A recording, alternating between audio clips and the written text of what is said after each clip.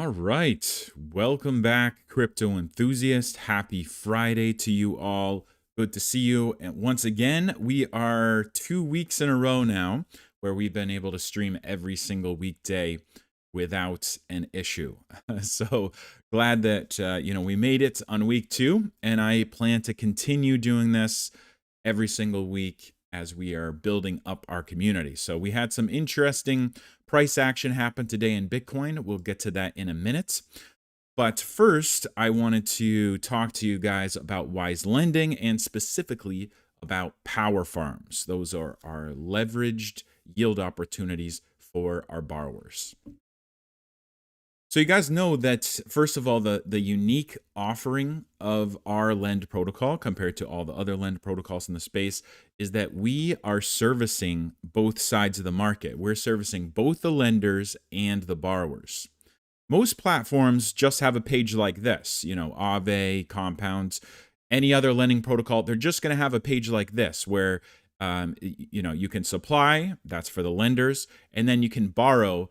But ask yourself, is this page really for borrowers or is it for the lenders? It's really for the lenders. Like, you can borrow, but borrowing is a feature for the lenders after you've already lended. There isn't really any yield strategies to take advantage of as a borrower. So lending protocols that only have a page like this are only servicing half of the market. They're only servicing the lenders.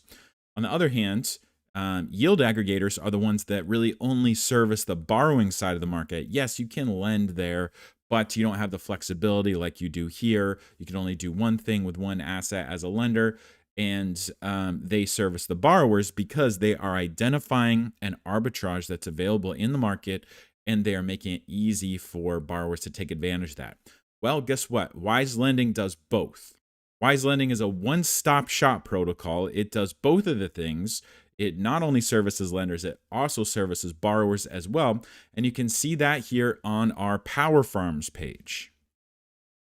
So Power Farms is our offering to borrowers. And Power Farms are a tool to make sure that there's always a high utilization rate on our protocol. And by the way, our details page just got updated here, where you can see the utilization rate of every single pool, and you can see how much it's utilized.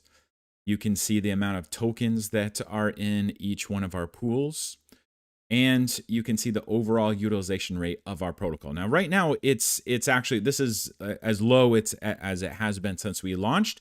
Usually we're at 85 to 90% utilization rate. And that is because we've got some pools expiring. So our USD pools are expiring in 5 days. Normally, I would have liked to have the new pools launched by now so that there wouldn't be this kind of lag. But our lead dev was on vacation for the past 2 weeks, so we had trouble doing that. So we are probably launching those pools Monday, and then we will be able to be back up to a utilization rate of 85 to 90%, all borrowed up. So let's talk about Power Farms. So Power Farms are the tool that ensure that our pools have a high utilization rate. And so what they are, we're mainly using Pendle pools right now, but we could really integrate any yield source, whether it's Lido staked ETH or whatever. It's just Pendle is one of the best yield platforms on the market right now, and it's very decentralized, so it makes sense to use Pendle. And so right now we have 2 pools integrated. We have the Pendle EtherFi pool integrated, and this one is expiring in 33 days.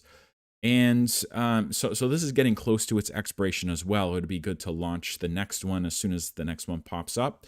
And then the Athena protocol, the Athena USDE pool, which is expiring in 5 days, and we're getting the new one. We're launching the new one as soon as we possibly can. So we've integrated these yield sources, and this allows any borrower to come and they could take USDC from their wallet. In this case, they could borrow USDC that's available. See, in this case, I'm using 400 USDC from my wallet.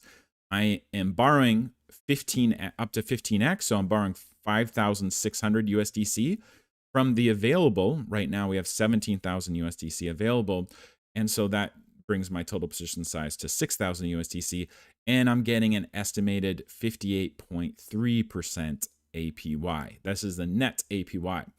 And so this is actually very interesting right here. So this is something that you won't see on other protocols, where it can actually estimate, and tell you the borrow rate after, after you will have, taken this action. So you can see that as you borrow more, the borrow rate goes up.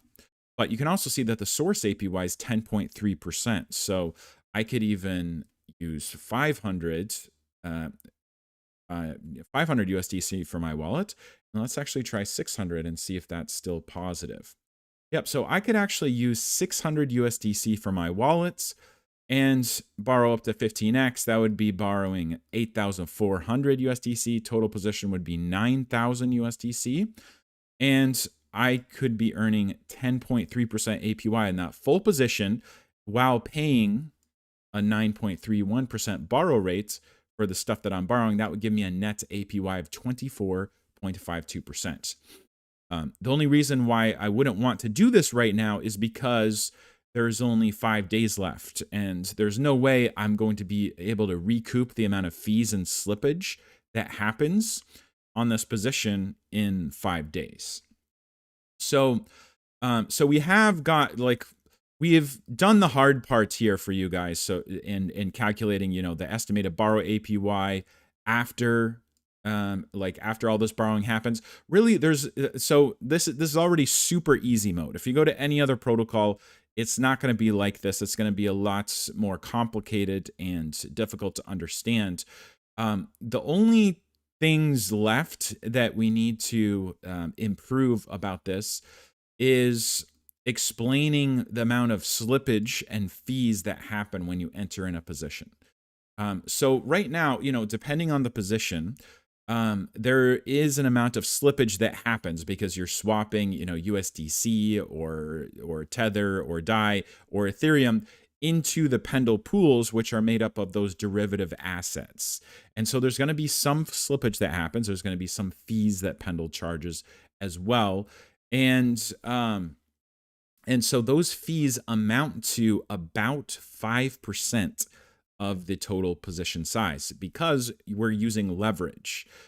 So if we weren't using leverage, if you just go straight to Pendle and then put ETH there or put stable coins there, then you're going to receive less because you're not applying leverage. But when you're using leverage, and in this case up to 15x leverage, any fees or slippage that's happening gets magnified. And so that's why there's going to be between 5% and 10% in slippage.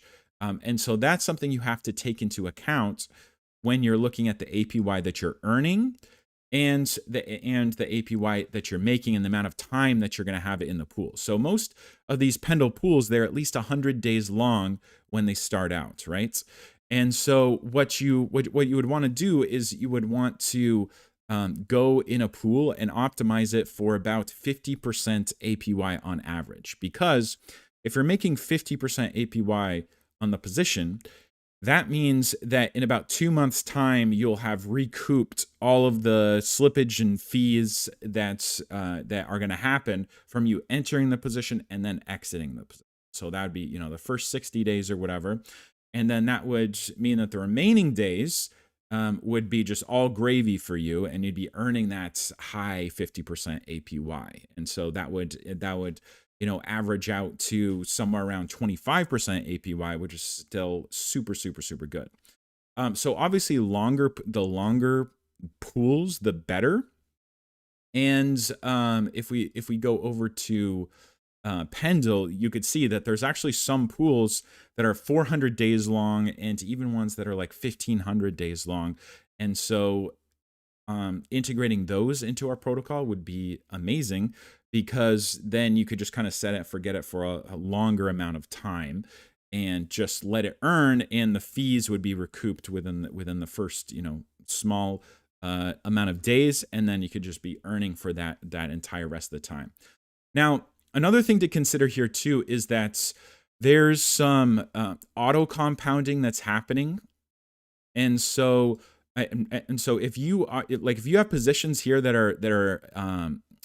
are expiring in 5 days, you do want to close the position after it has expired.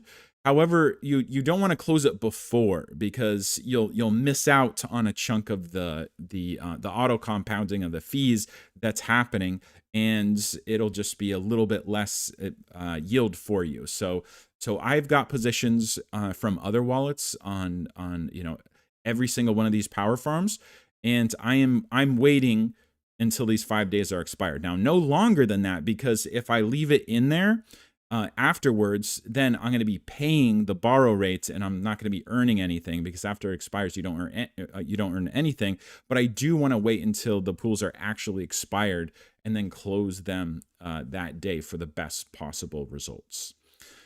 So yeah, that's how power farms work. Now, as you can see, so power farms is not something that is going to be guaranteed to be consistent for you. Like you can't expect to, bring $10,000 to the protocol and always be able to use it in a power farm. No, that's not how it works. The power farms are here, and they're here to ensure that we always have a high borrow rate on the platform. But if people are currently already using power farms and everything is pretty much borrowed up to 85-90%, then there's not going to be an opportunity to get into a power farm until someone puts more money on the protocol. So power farms are not something that you can rely on as far as consistency. They're like special gems that can help you earn APY when the opportunity is available, but only when the opportunity is available.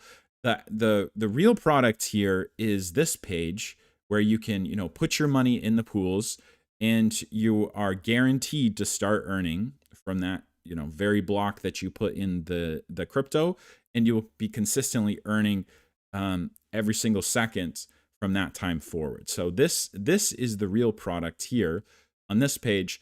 And power farms are really a tool to ensure that we always have high utilization rates. You're not expected to use them. You don't have to use them, but you can use them. And it's not that hard to figure it out, because we've made everything super simple for you. And the only thing you have to really understand is how much fees and slippage are happening. That's going to be somewhere between 5 and 10%. And so then you would want to estimate, okay, how many days until I'm going to break even? Is it worth it for me to get in that position? So yeah, that's how that works. Let me say hi to some people in here. All right, we got Raymond Dawkins that says happy Friday. We got Crypto Ingress says hello, wise people. And then Get You Some Crypto says, will the slippage be that bad after there's more liquidity in the wise pools, or is the slippage this way regardless? It's this way regardless, because the slippage isn't because of lack of liquidity in our protocol. The slippage is happening on Pendle. And Pendle doesn't have a problem with liquidity. It's just the nature of applying leverage to what's already happening. So if you go and use Pendle, it's less than 1% slippage. But the issue here is we are using Pendle with leverage, so that less than 1% in slippage gets multiplied by 15x, because you're borrowing, well, it gets multiplied up to 14x, because you're borrowing up to 14 times more than you're using just natively in your wallet. So leverage can be a powerful tool, because even though you're paying 15x more, 14x more slippage fees, which adds up to 5 to 10% of the principal, this is still way more APY than you're getting on Pendle. So if there's enough time for you to recoup those losses from slippage, then this can be much better than just putting money on Pendle outright, if that makes sense. So hey, by the way, we are at 34,000 TVL now, or 337,000 TVL. So we're going up consistently. This is up from yesterday. So this is a really good thing to see. Can't wait till we break 400K. And if we can consistently grow like we have been every week upon week, then we can get there soon. So I appreciate everybody who's pitching in and helping out. Really, we're in kind of like a growing pains phase where we're just trying to get that first million on our protocol to start things out. We have finally got over $10,000 available in our USDC pool, so that's cool. Now the data is working again on DeFi Llama. And we can see that the total APY is averaging correctly. Now, all we need to do is launch our new farms and get that 3.9% back up to like 8 to 10%. So that would be good once that happens. And then of course we still need a lot more USDT and DAI because we can't even get DeFi Llama to track our pools until we have got $10,000 or more that is available, which means it's not borrowed. And so for that, we're going to need like $70,000 each in the pools because most of that's going to be borrowed up anyway. Yeah. All right. So let's go over to our market look.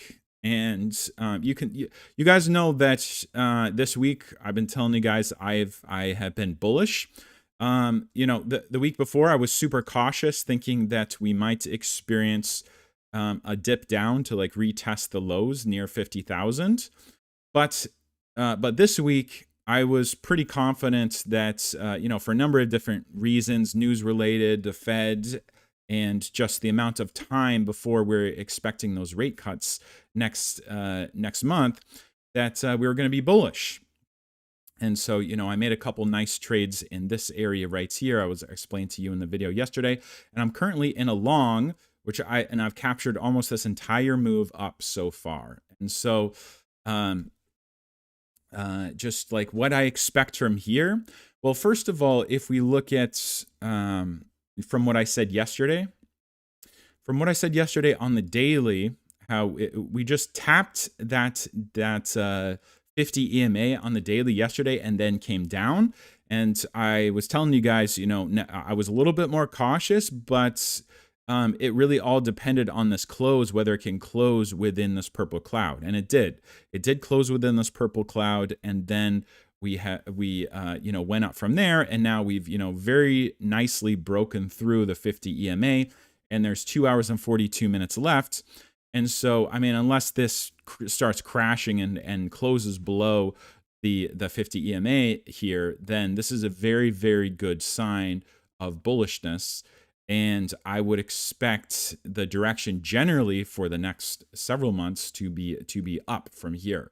Of course, pullbacks. Pullbacks warranted. So what I expect to happen specifically is, this run up is going to keep on going like until a certain point, whether it's here, whether it's at 64.7, whether it's at 66, it's going to shoot up, but at some point it's going to come back and retest the 50 EMA. And I would expect that to happen rather soon, like within the next few days. I would expect to see a pullback where we at least retest the 50 EMA on the daily. And when that happens, that's the time to really gauge whether we're going to find support and then really go up from there, or if we break down. I am of the thinking that it's just because of the time factor. I think we're going up from here, and that we will retest and bounce off again. But anything can happen. Markets can change very quickly, and so it's always important to be mindful and to not enter in any trades that have a lot of risk, and make sure that you manage your risk parameters. So when I woke up this morning, it was to this candle right here, which had this, little scam wick, liquidated all these people that were going short, and then came right back down, probably because there was a large amount of liquidations. And then, those liquidations mean that, those positions had to be covered. It went right back down. The next candle, I was expecting one of two things. I was expecting either an immediate drop to break through the 50 EMA on the 1 hour, and if that immediate drop didn't happen, the longer it stayed, either here or just slowly going up, that told me that not only all of this wick was going to be recovered, but that we have that we're going to have further upside from there. And so that's exactly what's happening. So look, it's absolutely going crazy right now. Look at this. Do you see how fast this is going up? By the way, this is going up ridiculously fast. This tells me where this is topping action, and so I would expect that retrace back down to recover some of these vectors to happen rather soon, just because of the speed of this candle that's happening right now. You don't see this unless it's at some type of top. Now I'm not talking about like a macro top. I'm talking about just a very temporary top where if you see things moving like that, you can expect some type of a pullback to happen before it resumes. Yeah. So that's my thoughts on the markets. That's my explanation of Wise lending power farms. And what else? What other questions have we got? Crypto Ingra says, do you have an estimate on about how much the Wise price could increase when purchasing, let's say, 1 million after hitting the 10 million funds campaign? Yeah, so to purchase $12 million of Wise off of Uniswap, that would move the price up 5 cents. So 1 million would move the price up about half of a cent. And so, yeah, that's just the nature of how Uniswap works. You keep buying off Uniswap, the price goes up. So if I lend Wise Lending USDC and someone borrows it and puts it in a power farm, and the power farm gets hacked, do they lose all their USDC, and what happens to me? Okay, that's a good question. So no, you're not gonna lose anything actually. So let me explain to you what's happening here. So if somebody borrows the USDC that's in the pool on a power farm, they're borrowing it from you, and they're borrowing with a leverage position. Like they can't take it off the platform. They can only utilize, the power farms that we've created on the platform, which is a smart contract. And so that smart contract is paying very close attention to the value of their leverage position and compared to the collateral that they have put up. So in this position I was just showing you, we had 500 USDC from my wallet, and then borrowing 7,000 USDC from the pool. So if I go ahead and do this, I'm putting up 500 USDC as collateral, right? Well, there's Chainlink oracles that are paying very close attention to the assets that are being used for this position. So the Athena USDE protocol, that USDE, well, there's a Chainlink oracle paying very close attention to the value of USDE, and if the value of USDE goes down, well, that is going to start to bring my position closer to liquidation. And let's say the value of USDE goes down, and so instead of it being worth 7,000 USDC, that collateral that I borrowed is now worth 6,900 USDC. Well, eventually that's going to liquidate my position. It's going to happen before this 500 USDC that I put up is going to be gone. So let's just say the liquidation happened when the value of that 7,000 USDC has gone down by $300, right? So if the Chainlink oracle is looking at the position and sees that the USDE that's supposed to be worth $7,000 is now worth $6,700. Well, what it's going to do is going to liquidate that position. It's going to give me back 200 USDC of the 500 USDC that I put up, and the other 300 is going back to the lender so that the lender gets back his 700 USDC. So there's not an instance that allows you to lose money, and because the Chainlink oracle is going to liquidate that position before the borrower's money that they put up as collateral gets eaten into too far. Um, the only type of risks that could happen in like a black swan event is if like when things depeg, when assets depeg, they usually just don't depeg to zero instantly, right? If like even in the biggest worst black swans events that have ever happened, let's say the Terra Luna crash, right?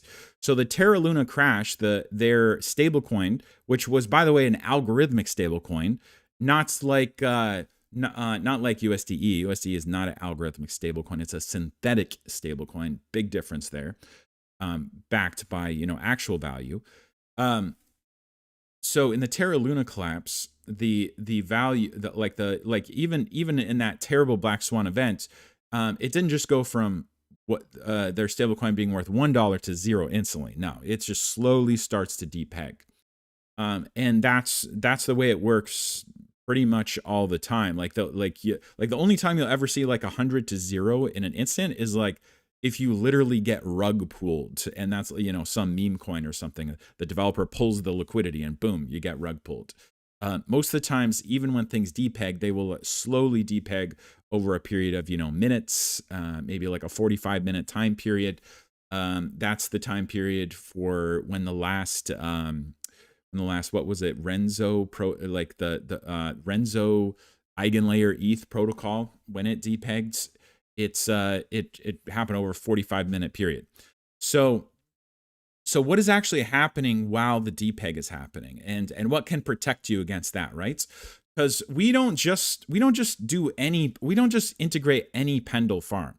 We make sure that there's a absolute highest level of safety possible. And what that means is there has to be a big liquidity pool and a good oracle for the protocol. So there's plenty of assets on Pendle that we deem too risky to integrate into our protocol because we don't necessarily trust the underlying protocol enough to be able to trust that people are going to be safe from liquidations.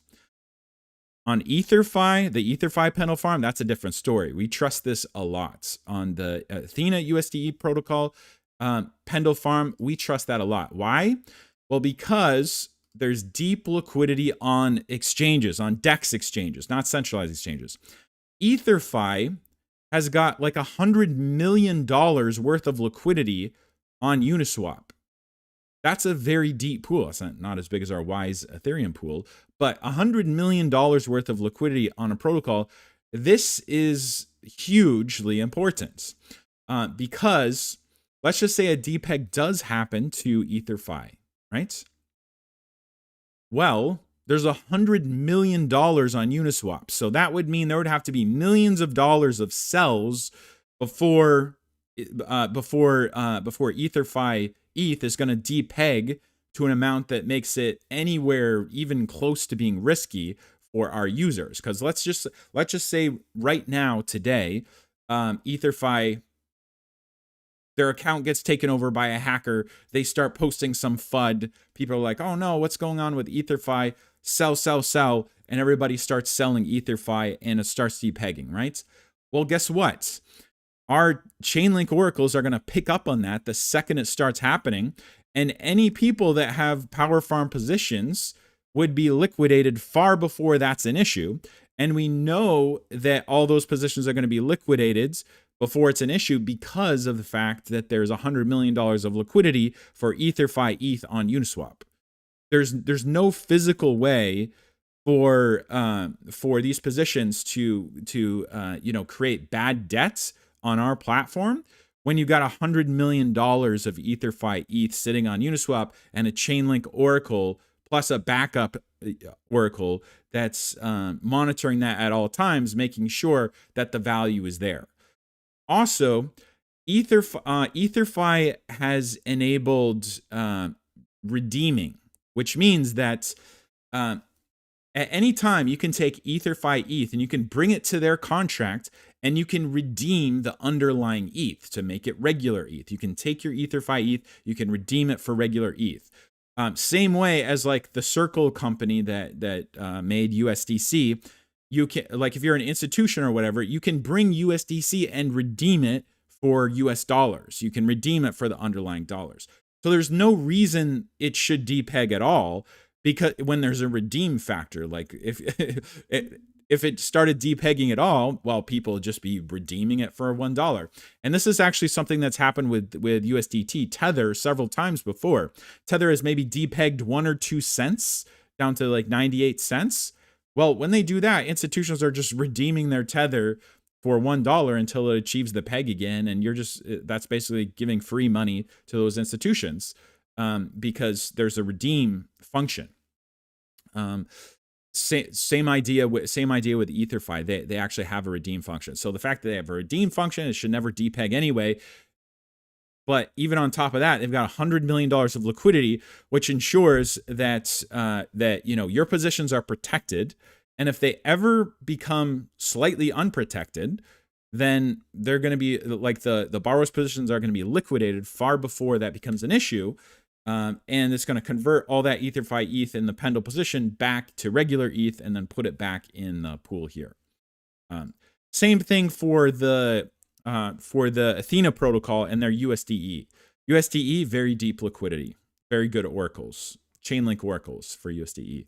And so so this is why we're using Pendle, and specifically strategies on Pendle that have got deep liquidity and Chainlink oracles, and redeeming mechanisms for their underlying assets. So when you put ETH on our protocol, or when you put USDC, USDT DAI, or wrap-stake ETH on our protocol, it is the lowest risk level you could possibly imagine. This is the exact same risk level as putting it on Aave, because Aave is the exact same way. You put money on Aave, your money is protected by Chainlink oracles. Same idea here. You put your money on Wise Lending, your money is protected by Chainlink oracles. People can borrow it, but the Chainlink oracles are going to liquidate those positions before it ever comes an issue. I would say, just because of the fact that we only have the blue chips on our protocol, we're safer than Aave, because Aave has had situations, even recently, like within the past year with the Curve token, where they have had millions of dollars of bad debt created on their protocol because they allow assets as collateral that aren't the blue chips. So, I mean, if you go to Aave, you're going to see the Link token, Curve token, Aave token, and many other non-blue chip DeFi tokens that they accept as collateral. Now, they've been tightening their parameters because of the things that happened within the last year or two, because there was several situations where they had over $1 million of bad debt created. We are never going to just list willy-nilly whatever on our protocol. And so even good tokens, like, why?